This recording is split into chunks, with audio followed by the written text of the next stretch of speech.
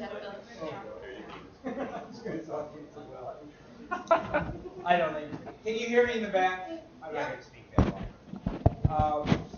We'll get going. I'd like to introduce Nico Larco, who is on our faculty in Eugene, and he is also co-director of the Sustainable Cities Initiative, which he'll talk a little bit about, so I won't describe it.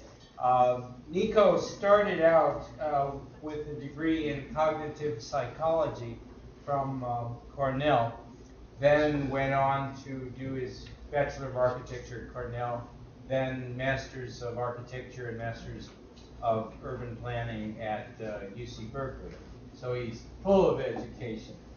After that, he worked with William Rawn Associates, a very well-known and good firm in Boston, and then came to the University of Oregon in 2005 to join our faculty. I'm not sure how you moved from Boston to Eugene, but he did, and has been on our faculty since. And his interests have focused on urbanism, especially edge city and peripheral city development, and in sustainability and how it interacts with issues of urbanism. And that all came together nicely in his co-founding of the Sustainable Cities Initiative this year, which is focusing on progression.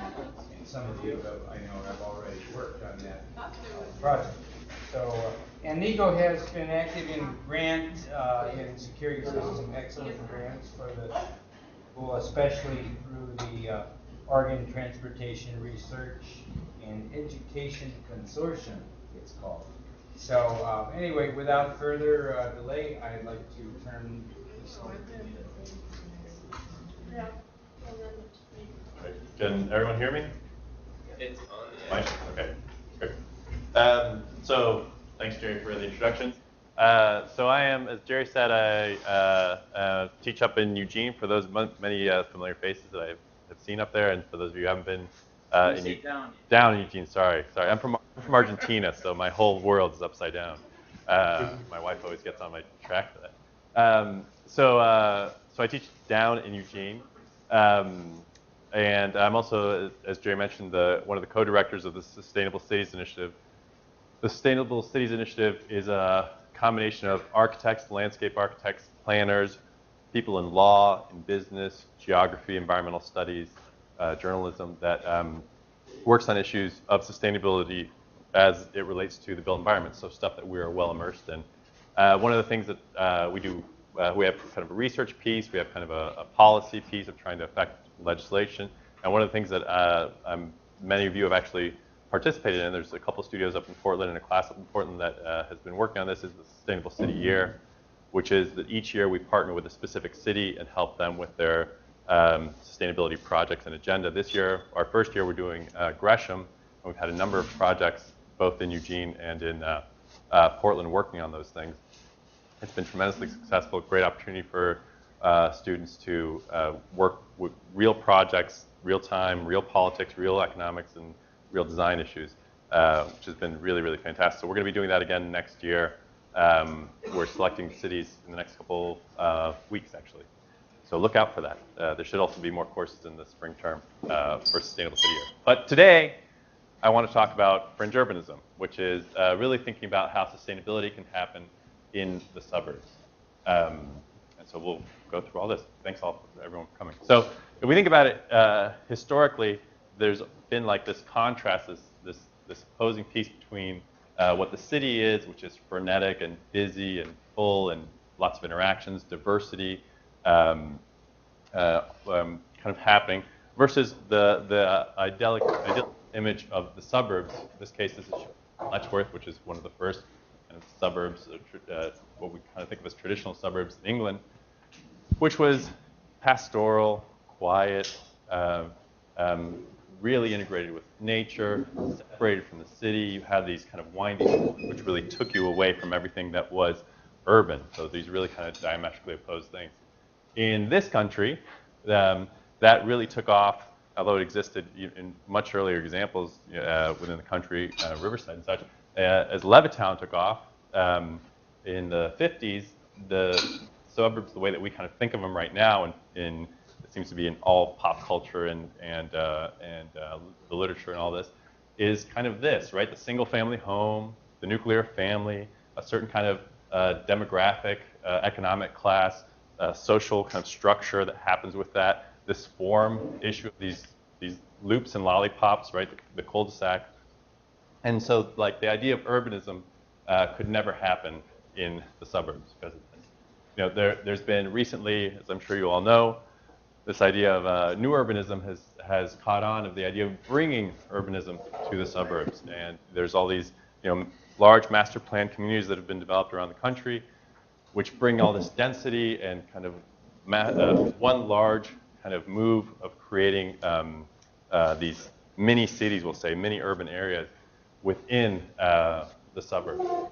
And the argument for doing this is, on the one hand, the urbanism's now kind of gone up in value around the country, as opposed to, before it was this nasty, horrible, crime-infested thing, but now there's all these benefits that we can think of with urbanism. But we can't really do urbanism in suburbs, the arguments go, because there's no density in suburbs, there's no diversity in suburbs, and there's no proximity in suburbs. There's nothing that you can go to nearby. So all of a sudden that kills everything that you can do for urbanism. And I'm kind of here to argue that that's not really the case, and we should really relook at some of those things. There is a lot of density in suburbia, and it's this, and I cringe at showing this to a bunch of architecture students, but this stuff exists all over the place, right? This is suburban multifamily housing. There's 9 million units of it in the United States. 1 in 4 units of housing in the suburbs in this country is this stuff, right? So when you think of suburbs and you think of the idyllic single-family home and all that, that's great, but you're missing 1 in 4 units of housing in the suburb. It's typically stories, as you can see here. This one here is assisted living, so it goes up higher. Once you get elevators in there, you can go a little bit higher. Typically, the circulation is outside of the building, surrounded by seas of parking, lots and lots and lots of parking. Sometimes around these kind of courts with amenities. Oftentimes they have clubhouses and, maybe a little basketball court. I've seen some with racquetball courts inside of them. Planned kind of activities, right? Maybe some of the students don't know this stuff yet, but this is what a lot of people graduate and then go live in, right? So it's a lot of like the first move out into the suburbs type housing. And why are people going there? Well, because they either they don't have the money for a single family home, which is sometimes the case, but not always the case. They don't want it to be stuck within a single family home. That's a lot of capital you're putting in, and you're not as mobile as you would like to be. They don't have to deal with the upkeep of a single family home. So people are moving to the suburbs, not necessarily for the idyllic cup of sugar next door type thing, which is what we typically have thought of as suburbia, but instead that most of the jobs are actually now in the suburbs. So a lot of people go out there for that reason. But there's this whole demographic that isn't really part of the single family home kind of lifestyle, your Gestalt will say, right? And so they're moving into these types of things. This is what it looks like, typical stuff in plan. So you can see lots and lots and lots of parking all around. Usually this strange, looks like someone like rolled and threw these things out on the ground of these buildings that are all kind of scattered. They usually try to center it around some kind of at least one larger green space which has a pool or some kind of amenity, clubhouse. And then they have these limited connections to arterials, which are here, right, larger roads. I'll show you some images later on. And no connection to anything around it. So if we think about the way that we've thought about suburbs in this country, up until about 1980, or mid-1980s, everyone thought the suburbs were just this housing thing that was going on. And then, Joel Garreau came out with this idea of edge cities, and there's, oh my goodness, there's all these other things that are going on out in the suburbs, and there's all this, malls are going on out there, office parks, all this other kind of pieces. There's commerce going on, there's research, all these things that are happening out there. And what's interesting is in the concept of edge city, this tome that Joel Garreau wrote about the kind of this new face of suburbia, what's absolutely missing is this idea of this dense housing that exists out there. Tyson's Corner was his prototypic edge city, And what's strange is that he missed all that. All that is dense multifamily housing. We're talking densities of 20 an acre. San Francisco, I think, is 34. Jerry, you can check me on that. 34 units an acre in for San Francisco. So these things are being built at densities as dense as like, right? But so we have density, right? Density exists out there. It's also the fastest growing housing market in the country since 1970. So I apologize, these grays are kind of washed out with on this thing, but this is suburban multifamily housing. This is suburban single family housing. So it's a huge growing sector. I mean, all over the country, it kind of makes sense as the demographic shifting. This is a housing type that's taking over. Now, who lives there? All right, so we have density. Is there diversity out there? If we want to think about how urbanism might happen out there, is there diversity happening out there? This is what we typically think of suburbia, right? That seems to be like imprinted in everyone's mind about what the suburbs are about. Well, suburbs are actually much different than that. And so this is actually a photograph from 1970, right? Bill Owen did this photo essay on suburban households, just looking at a couple areas in California. What he finds there's, something if you start looking around, there's tremendous diversity that happens in suburbia. And in fact, if you look at the statistics that have happened, been gathered since the 1970s when the census changed, there's a tremendous amount of diversity that's happened in suburbia. There's a lot of single people, so diversity being ethnic and racial, right? But also in family structure, right? And most of that stuff is actually happening within suburban multifamily housing, right? So I'll warn, this being an architecture lecture, there's going to be a couple graphs, right? And there's even one of them shows like statistical significance. But so this is showing the orange is suburban multifamily housing. The gray is single family housing. And these are household types as defined by the census. Married with children. This is conveniently called non-families. In other words, singles and roommates or same-sex couples. And non-family with kids. And what you see is the gray stuff looks like what we typically think of as suburbia, mostly married with kids. And what most of the people who live in the suburban multifamily housing are actually this non-family, right? They're people who are divorced, people who are widowed, people who are single, roommates, all kinds of arrangements that are not what you typically consider a suburban demographic. So there's a tremendous amount of diversity that's happening out there. It's not simply the nuclear family. And kind of attached with that is this idea that this is also a demographic that might actually be more interested in urbanism than suburbanism, right? Than the quiet kind of coffee and cup of sugar type thing, right? This is a much younger demographic typically, or a demographic that doesn't have an internal structure within the home, a social structure within the home typically. So there's a whole kind of opportunity that exists out there. So whereas, and I'm sorry this is kind of washed out here, but if we think of this as typical, these are actually the sizes in proportion to the percentage of that demographic within single-family homes, right? Here it is for multifamily homes, right?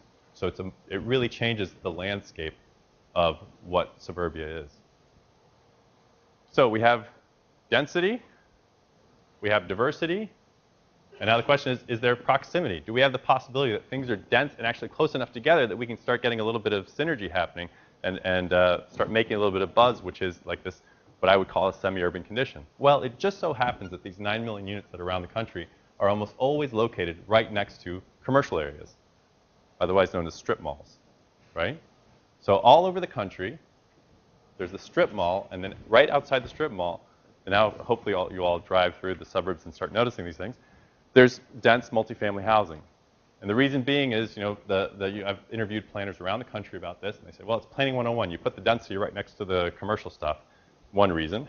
Second reason is single-family homes typically don't like to be right next to strip malls. And so therefore, we use the multifamily housing as buffers. Because it's rental property, it's a little bit, they're more accepting. That market's more accepting of living next to strip malls. And so therefore, it's kind of used as a buffer. So here it is around the country. The red stuff is commercial. The kind of yellow-orangish stuff in this is multifamily housing. You can see it's often as a buffer between the commercial stuff and the single-family homes, right? So we have density, up to 30 units an acre. We have diversity, both ethnically, racially, in terms of family type, and also a kind of social structure that you would think would want outside kind of influences and not simply being inside the home. And we've got proximity, right? So we have all ingredients of urbanism existing out there in suburbia without the need for master planned, new urbanist type developments. We have all this stuff here. So why isn't urbanism happening? And it's because of this, which is that it exists in suburbia, and suburbia has a culture of being developed as enclaved, separated pieces that don't relate to each other, right? So this is actually in Florida. There's actually a development called Enclave, which I thought was really, really funny, right? But what that results in is developments like this. So this is multifamily housing from all over the country. And if you look, here's, as I mentioned, that kind of smattering of buildings that don't relate to each other one way or another. They often don't even relate to the topography or to natural features. And they have typically, these two being nice exceptions where they have more than one connection, but typically they have one or two connections to the rest of the world, right?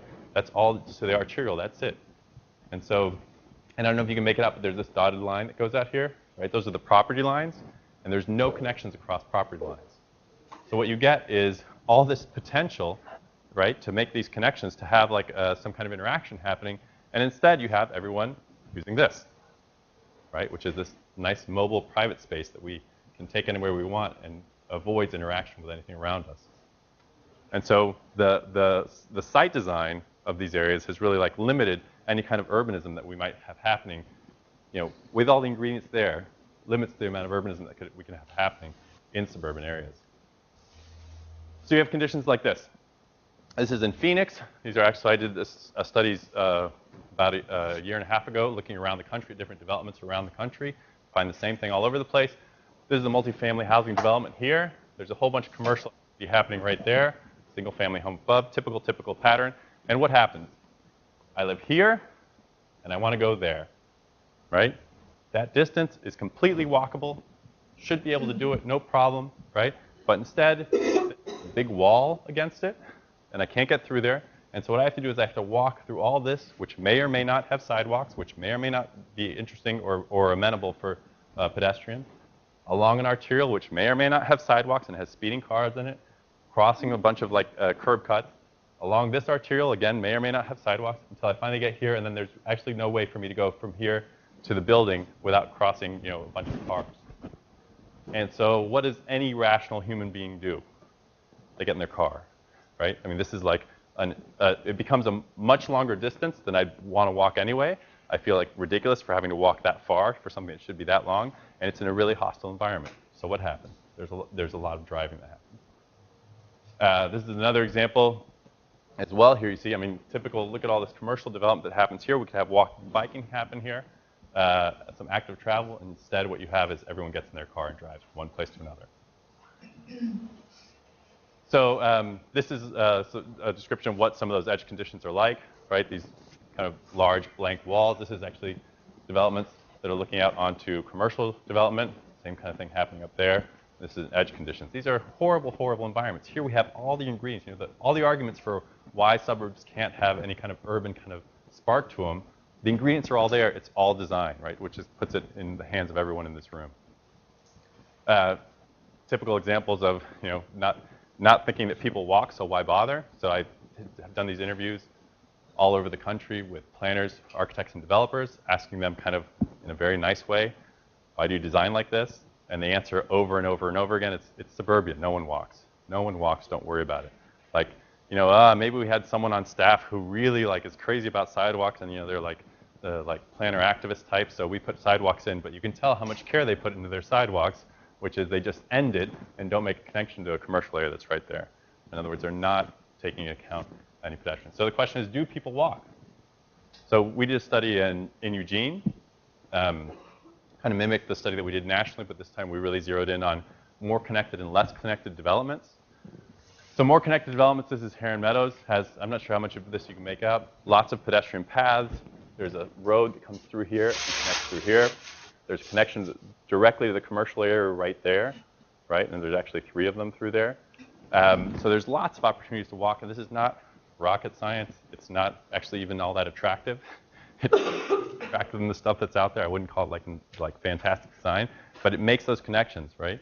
And so as opposed to things like this, which don't have sidewalks, don't have any connections at all, you know, to go from here to the strip mall that's right there, you have to go up and around and through, and which means you don't do it. And so we asked a bunch of questions as far as, or we looked at these differences between connected and less connected, you know, typical kind of conditions here. This direct connection to the strip mall versus what you typically get is these walls. And these are the last two graphs, I promise. This is what we ended up finding, right? So the orange is the more connected developments, and the gray is the less connected developments. And what we saw is that, very straightforward, if you're in places that are not very amenable to walking and biking, you have a ton more driving, right, of the number of trips. And if you're in a place that is more amenable, you have almost twice as much walking. Now, this is the total number of trips. Now, something to think about here is, in a place where everyone says no one walks, even in these nasty developments that aren't really well connected, we have a fifth of the trips are happening walking and biking. So there is a pedestrian culture out there. I mean, there is, which, as far as anyone who's interested in urbanism, this should be like a huge kind of like foothold, right? And then the second part is, if you do a little bit of nice design, all of a sudden you double that, right? 43% of the trips are actually walking and biking. This is actually looking at individuals, so that's all the trips. This is how many people are actually doing that, right? Because it could be just one person is doing a ton of walking. And we saw, you know, in well-connected developments, almost 3/4 of the people are walking every once in a while, at least once a week. Sorry, that was our question. To the local commercial area, to the strip mall nearby, right?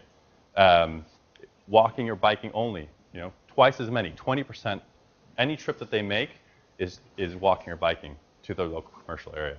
Right? I mean, this is like kind of crazy for suburbia. No one walks in suburbia. Well, actually, there's a tremendous amount of this walking and biking that happens. So, all that to set up the question of, so what do we do? Right? We're designers. If you're interested in urbanism, if you're interested in kind of thinking of different ways of making the suburbs develop, on the one hand, there's the kind of the master plan approach that I talked about before with the new urbanism. On the other hand, there's looking at this. There's a huge opportunity in here with all these ingredients sitting out there. How can we make more of a difference in how to make the designs more connected and create a bunch of things. On the one hand, this kind of semi-urban condition, which I think is one of the things I'm most interested in. On the other hand, from an environmental standpoint, that much less car use, right? That much less traffic, that much less carbon emissions, right? From a health standpoint, that many more people getting out and walking. Think about the amount of calories that can be burned just by those little trips that happen every day, and I mean, with the obesity epidemic that's happening in this country, tremendous change just from this little bit of attention given to this thing. So when we think about design, what are the ideas that we have to think about? These are some basic things. And I'm going to show projects. So I did a kind of research-based studio a couple terms back, a couple years back now, on suburban multifamily housing. I'm going to use one of the projects to kind of illustrate some of these points. Then I'm going to show you some real projects that are looking at some of this. So the idea of having an urban structure, so there's actually a structure to this thing, and you don't have this kind of loopy, loby type urban development plan, right? That there's actually something that connects to the areas around it. That strip synergy, that you start thinking of the strip mall, not so much this horrible thing, which it's so hard to not think of it as this horrible thing, but that there's actually, if you think about it, it's like one of the few places in the suburbs that people get out and walk. That and malls, right? That little strip of a sidewalk in front of all the stores, people actually walk on that thing. So isn't there a potential there to capitalize on that and say, that could be the basis of some urbanity, right? It's like scratching the surface there. Externalizing some amenities, the idea that if these developments are being created all over the country and they have these amenities which are, oftentimes they have a gym, some even have like theaters or other athletic kind of facilities or like conference centers. I mean, some of them get extremely elaborate. What if we externalize them and made them part of like that, a more public realm, right? And so there could be chances for interaction between residents and non-residents happening there, right? It's really like kind of reconceptualizing what these areas could be. Absorbing the automobile is not having these seas of parking. And then graduated public-private realms, which I think is the most important part to really creating a sense of urbanism. Because right now, the way things exist with that private mobile space, the car, you go from this private space into your private development, even if it's not gated, private development into your private house. And there's no opportunity for interaction, which kills any opportunity for urbanism, or urbanity. So this is a project done by Megan Griswold, Tracy Basque, and Mark Griffin. We actually worked after this, and I'm show some slides as well for the Metropolis ideas competition.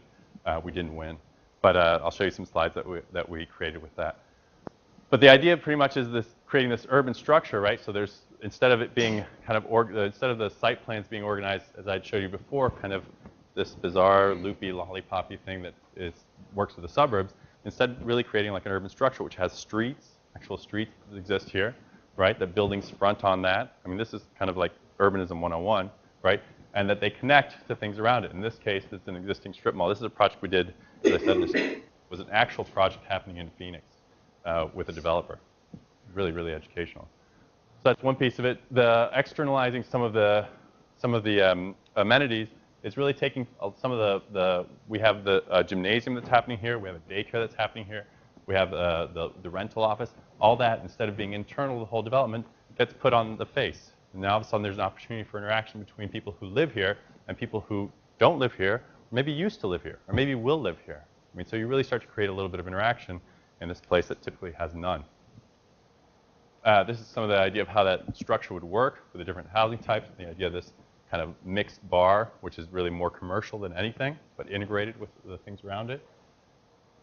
Idea of the kind of modulated public to private realm, instead of that strict definition from one to the other, that we have the public realm, which is really the strip mall. So if you think about this kind of piece is a connection to an existing strip mall all the way around, so that really can become, I mean, it can eventually become more of like a street, really the idea of a public street. Semi-public areas happening behind this main piece, right, that commercial piece, and then shared public roads, which then go into more private backs of houses, backs of these units into the private house. So there's an opportunity for someone to walk through here and have kind of a shared public experience, right? There, again, more interaction happening, which is the key to, I think, urbanism. Absorbing the automobile is, instead of putting the automobile outside of everything and having these seas of parking, bringing it in to tuck under parking. So this, we got up to densities, I think, of like 22 units an acre, absolutely possible with tuck under parking for these units. That's one of the images from that studio. So what would be the next steps then as we think about, and there's three things that I think would be really good to keep in mind, and hopefully what I'm trying to do is shift kind of the dialogue in the country, working a lot with architects, planners, and developers to shift dialogue about this kind of development. The first thing is just get some architects to think about it, right? Architects are doing these developments, but I'm going to say that a lot, and not 100%, but a lot of the developments are really uninspired. I mean, they really are, and you know, you talk to some of the developers, and the way that it works is you take a building, and I could have shown you plans. I've got 3 plans from totally different parts of the country, which are the exact same building overlaid on each other with just slight differences of where a wall is, right?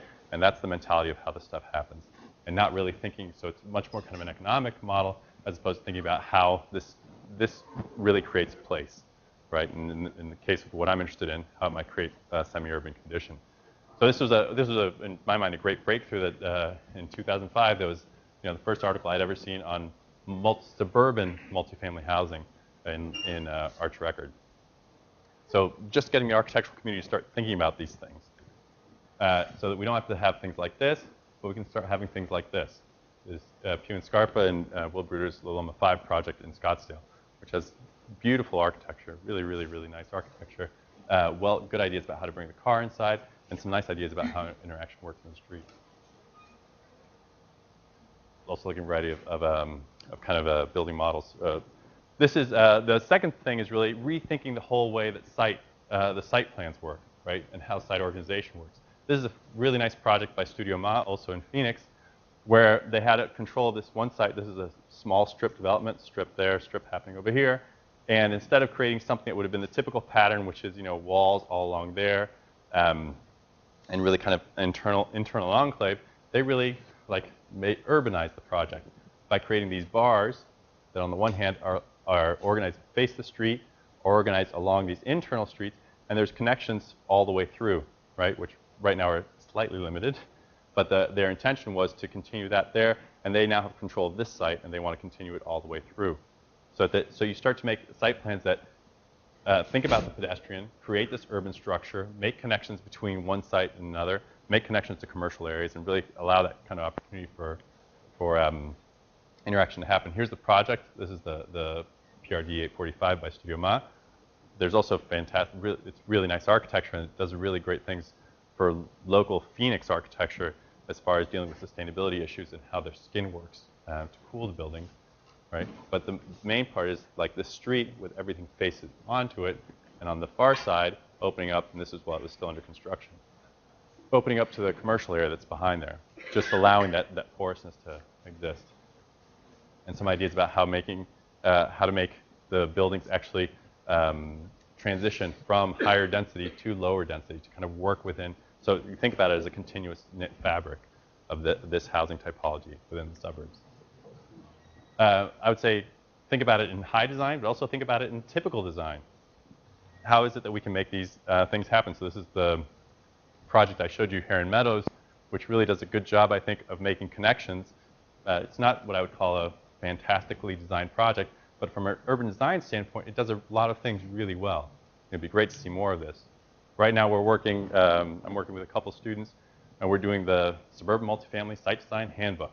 And that's gonna be a resource for planners, architects, and developers to figure out how to do these things. And it talks about, these really simple things that, again, urbanism 101 type things, but we need to start applying those to the suburbs, and specifically to these, what I would say is huge potential. And the last thing is really changing our mentality about how we think about the suburbs. That the suburbs are not these devoid wastelands of suburbanness. That there's no interaction that happens. There's no social life. There's no there's no like kind of spark in there. This is like the worst possible example. This is from one of the multifamily housing developments. They sit in this funny place because they, on the one hand, they try to be this like more active, trying to call for a demographic that wants to get out and meet each other and do these things. And so they have these social programs, and yet they still are stuck in the suburban mentality. So if you see this is May, and so best birthday wishes to our residents who celebrate their birthday this month, right? I mean, like it's like that anonymous.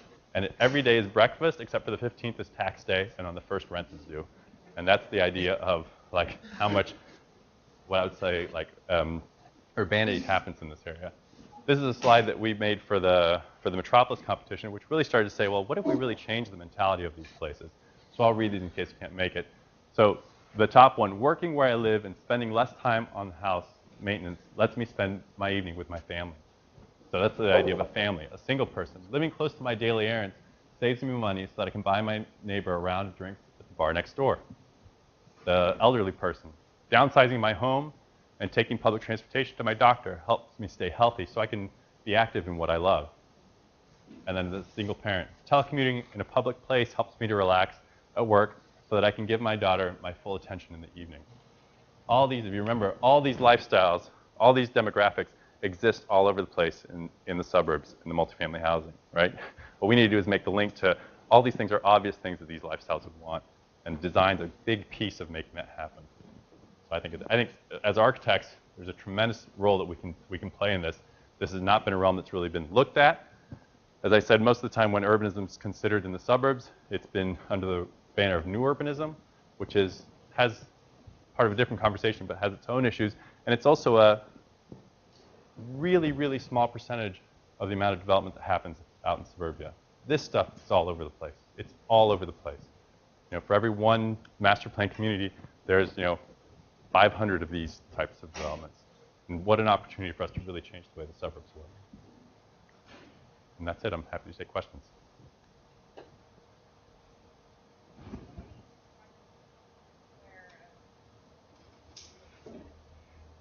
Where the brick blocked off facilities was actually fixed. I mean, it seems like a lot of commercial centers plan on having a backside and there's property rights. So how do you navigate? So it's a good question. So I've not seen a lot of these fixed, and mostly because there doesn't seem to be that basic first step of people would actually walk here, or that there might be interest in making a connection, right? So, but when I interviewed the architects and planners and developers throughout the country, I've asked them, why don't you connect all this? Typically the answer that I got was, which I was completely surprised about, was we didn't think about it. honestly, we didn't think about it. So if you've ever seen a submission for a suburban development, right? You usually have a property line, and right next door it says like C2 because that's the use in that area, right? It doesn't show you what's in there, right? And this is my property, and this is what I do in this property. And honestly, it's just, I mean, like this is like very Howard Davis type stuff. It's the culture of building, like it's the culture of design. That's the way it's done, right? So the idea of connecting is just not something that they think of. So then I ask, right, would you ever connect? And the answer typically is, cars? No way. I would never put a road that would connect through there. That's, people would speed through, there's gonna be crime, all things mostly unfounded, and there's been a lot of research showing unfounded, but okay, pedestrian connections? Sure, why not? Yeah, we just didn't think about it. We didn't coordinate it with people who were on the other side of it, right? So there's a rule, I think, for architects to be kind of activists in this, or proponents of it, and for planners to really be coordinators of these things, to make connections happen. And so in the developments that I've shown you where there are connections, PRD is a good example, Heron Meadows is a good example, there's others. In their marketing material, they actually talk about this great connection to the thing right next door. In Heron Meadows, when you move in, they give you coupons from this stuff right next door because, like the Burrito Amigos wants you to come over there, right? So it's like all the pieces are there. All the pieces are there. And I really think it's an awareness piece. And then let's get some good examples of design out there.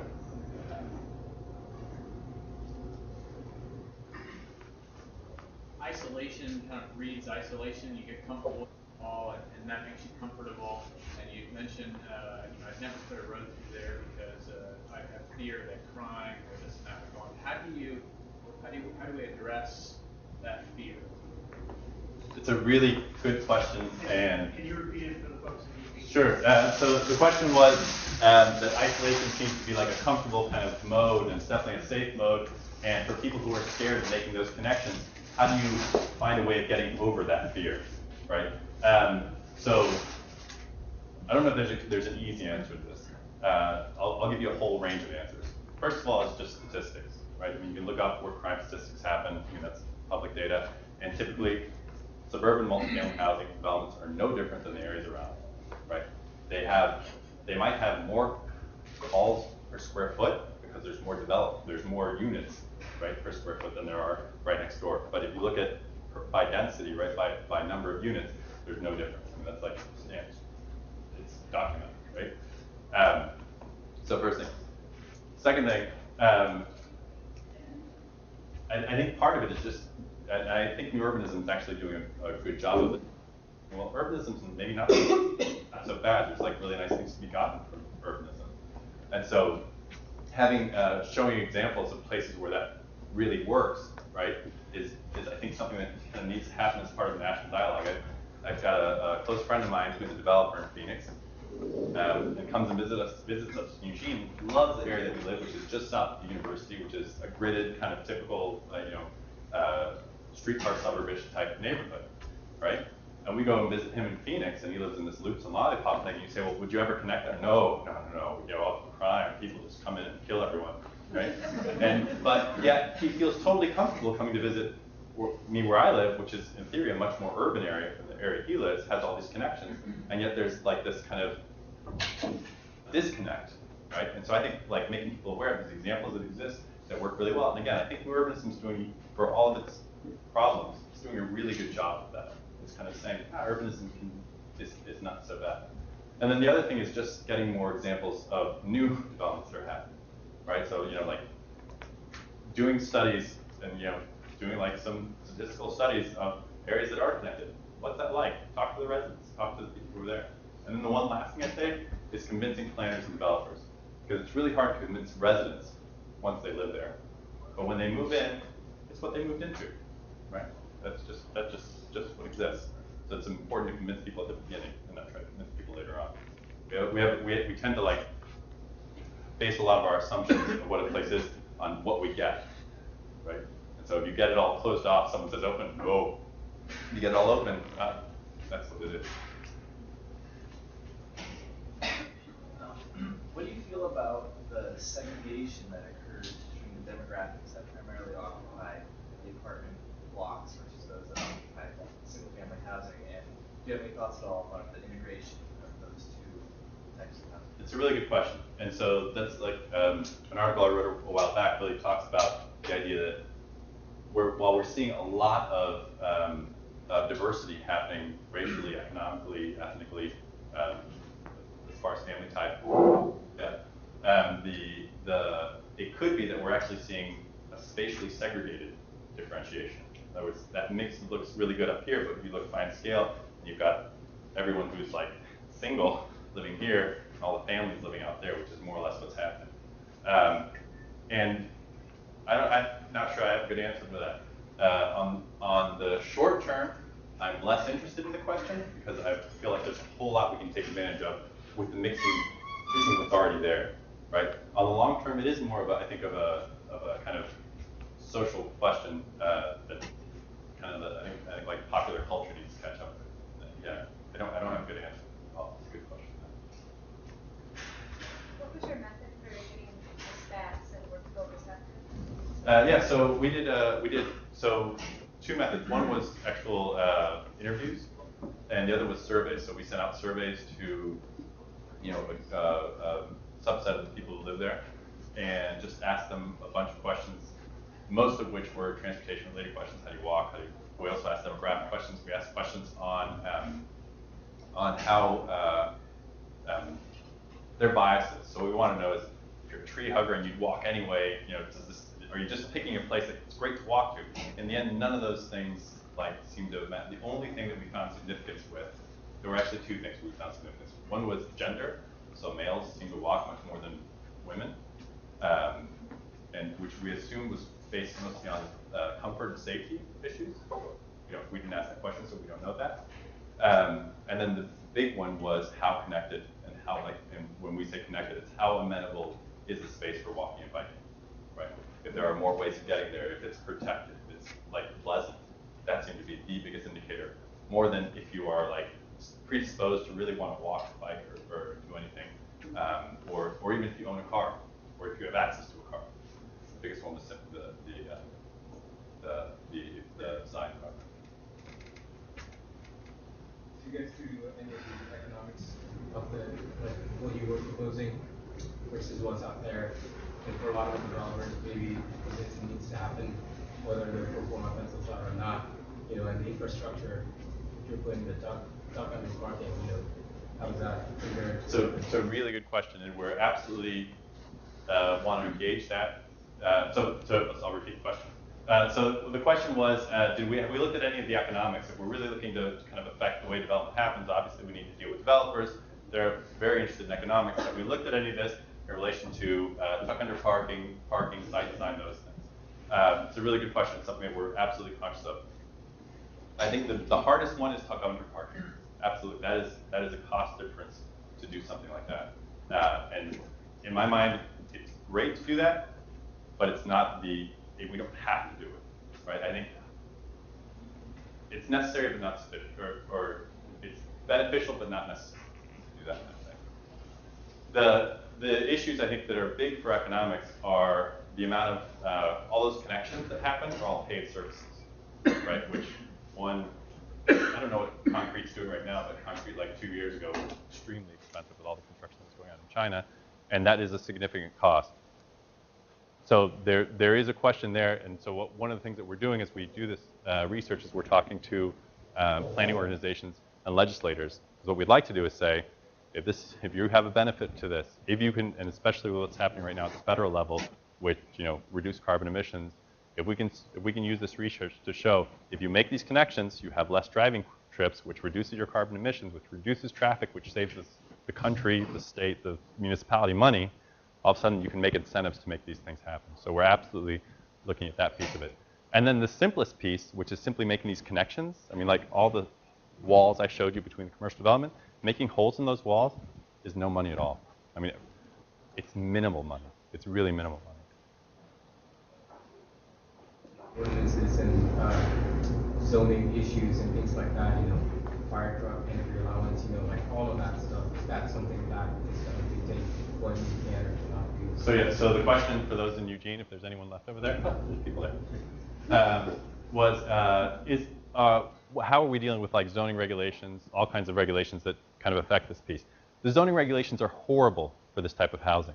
If you look, so I've looked at zoning codes from across the country, and typically what happens is the multifamily either fits strangely in commercial development because you make money off of it, is the argument that I've heard, which seems completely strange to me, or it's a modification of a single family home regulation. So in a single family home, what are you typically regulated? You're regulated by your side yard setback, your front yard setback, your height restriction, right? Those kinds of things.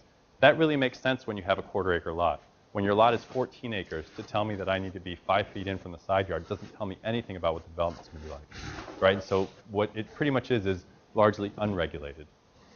And so that's on one hand, right? In other words, there's very little guidance and regulation to make better development happen, which I think is a problem. And then on the other side, there's all this regulation which actually limits connections. So oftentimes there's code-mandated buffers between dissimilar uses. So if I have a commercial development and a residential development right next door, a lot of codes actually say I need to have at least a 6-foot-high, non-visibly transparent barrier in between. That's horrible. That's exactly the problem we're talking about, right? But it's based on that mentality of the enclave thing that I showed you, which is in suburbia, the way you stay safe is just don't bother your neighbors. And so this is really good zoning to not bother your neighbors. And so this multifamily housing handbook that we're doing, part of it has a model code in it. So the idea is we're handing this out. Every municipality in Oregon is going to get it. Grant I have requires me to do that, which I'm thrilled about. And then we're going to give it to every head of the DOT, Departments of Transit, around the country, and we're going to be presenting it in planning association meetings. And the idea is to get it in the hands of people who deal with zoning. It'll have a model code in it. We'll say, these are what typically happens in codes. This is the way you should modify it. And then it'll also have a planning checklist, which will say, you planner, when you sit down to look at this thing, right, these are things you should look through and figure out, is this working? Is this not working? Because this is the effects it'll have at a larger scale. So we are 100% about getting this, changing the way that development happens. And so a lot of our research is absolutely focused on those things. I'm wondering, is there incentive for the retail to make those connections? I mean, they see the suburbia who drives in as being a bigger demographic or more important. So making connections. That's a great question. And so one reality is the car's not going to go away. And a commercial development, we can't go to mom and pop shops everywhere, right? In other words, the walking distance to a commercial strip mall is not going to be enough usually to support that strip mall. So we have to accept the cars are going to be, which I think is totally fine. An interesting thing, in my mind, two things. One, that doesn't preclude that we can also make this an attractive pedestrian environment, right? Or that it can also foster a pedestrian environment, which again, for better or for worse, new urbanists have kind of showed that those can be economically feasible. Another thing that came out, which was completely interesting with the research that we did here, is that people who only drive versus people who walk and drive, right, only walk, people who walk and drive or only walk go to the commercial area more often than people who only drive. Does that make sense? That I don't know. I didn't ask that question. But so here's my mentality. Here's my reasoning for this, which I think is like absolutely. I'm dying to go give this at a commercial developers convention and talk about this. Is that, let's go out for pizza. All right. The first decision is, am I going to drive or not? If I say that I'm not going to drive, then I'll go to the pizza shop that's right there. As soon as I get into my car, the other one, which is half a mile down the road, is much better. Half a mile in a car is nothing, so I'll go to the other one, right? So all of a sudden, there's an incentive for commercial developers to say, let's make good connections and get people to really walk, because the more they walk, the more they're going to be captured by this area. And that I have just that one bit of data from the stuff that we did before. But I think if we can nail that and convince developers, that commercial developers, they'll be making more money by doing this, this will take care of itself. But I think it's there. I think it's just someone needs to study it. Good question. Anything else?